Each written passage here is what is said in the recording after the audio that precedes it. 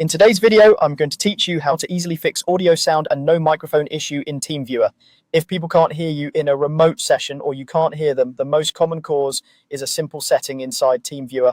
We'll walk through the exact places to check so you can get clear audio in just a couple of minutes. Start by opening the TeamViewer app on your computer.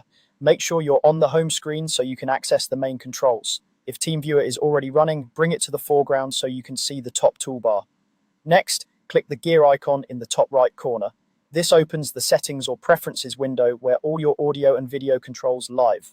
Think of this as your control center for what device TeamViewer should use to capture your voice and play sound.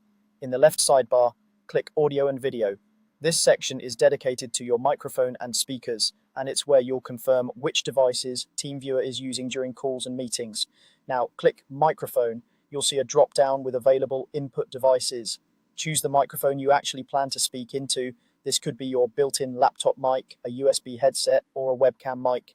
If you see a level meter, talk normally and check that it moves. That's a quick sign TeamViewer is receiving your voice. If there's a volume or sensitivity slider, set it to the middle to start, then fine-tune so your voice isn't too quiet or distorted. Go back to the previous panel and click Speaker.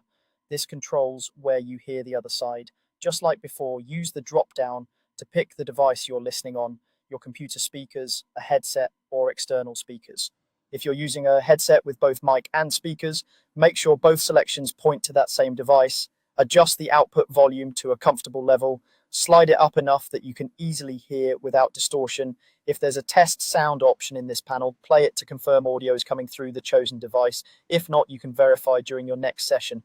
Finally, make sure mute is disabled. Check that the microphone isn't muted in the audio and video settings. And remember, there's also a mute button in the session toolbar when you're connected. Both need to be unmuted for sound to work as expected.